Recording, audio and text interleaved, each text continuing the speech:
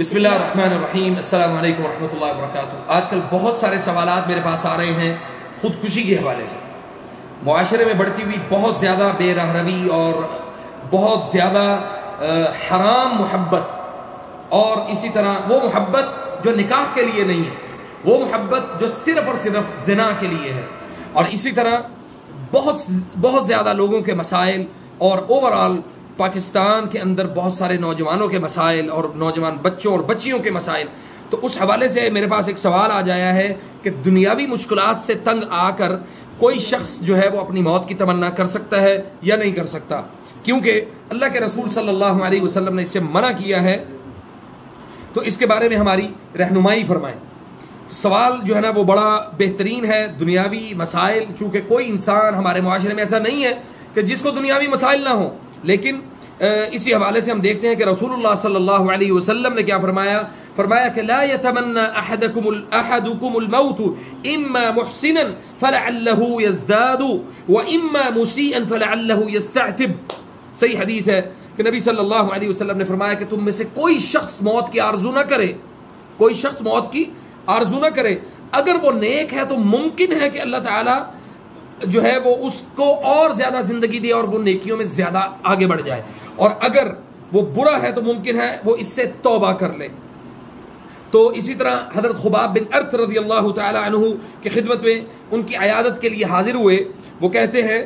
حضرت قیس بیان کرتے ہیں کہ ہم ان کی خدمت میں حاضر ہوئے تو انہوں نے جسم پہ 7 قسم کے داغ لگوائے ہوئے تھے۔ پھر ان سے پوچھا کہ آپ نے یہ داغ کیوں لگوائے؟ تو رسول اللہ صلی اللہ علیہ وسلم نے تو منع فرمایا ہے جسم پر داغ لگوانا۔ تو فرمایا، وہ کہنے لگے، لولا ان رسول اللہ صلی اللہ علیہ وسلم نہانا ان ندعو بالموت لدعوتی به،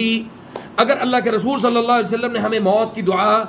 کرنے سے منع نہ کیا ہوتا تو میں جتنی تکلیف میں ہوں میں موت کی دعا کرتا۔ اور انس رضی اللہ تعالیٰ عنہ سے اسی طرح روایت ہے کہ لولا انی سمعت النبی صلی اللہ علیہ وسلم یقول لا تتمنوا الموت لتمنیت، اگر میں نے اللہ کے رسول صلی اللہ علیہ وسلم سے یہ نہ سنا ہوتا کہ موت کی تمنا نہ کرو تو میں موت کی آرزو کرتا۔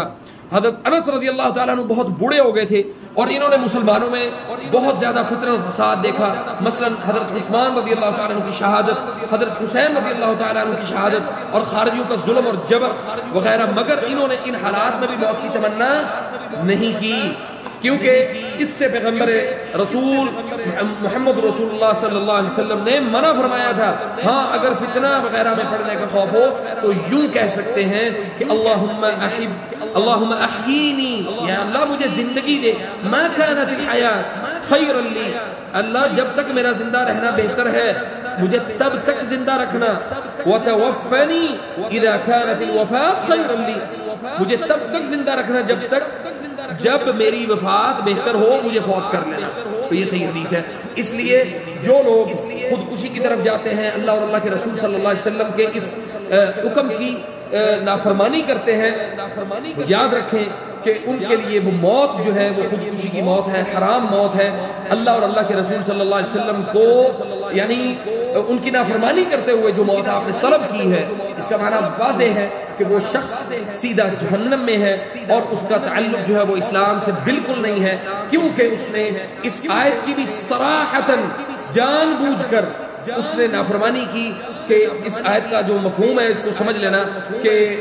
لا تقنطوا من رحمت اللہ ولا تقتلوا انفسکم، اپنی جانوں کو قتل نہ کرو، اور اسی طرح اللہ نے فرمایا کہ تم میری رحمت سے نا امید نہ ہو، اللہ نے تمہیں دین کی سمجھ دی ہوتی تو تم کبھی بھی یہ کام نہ کرتے۔ فجزاکم اللہ خیر، والسلام علیکم ورحمۃ اللہ وبرکاتہ۔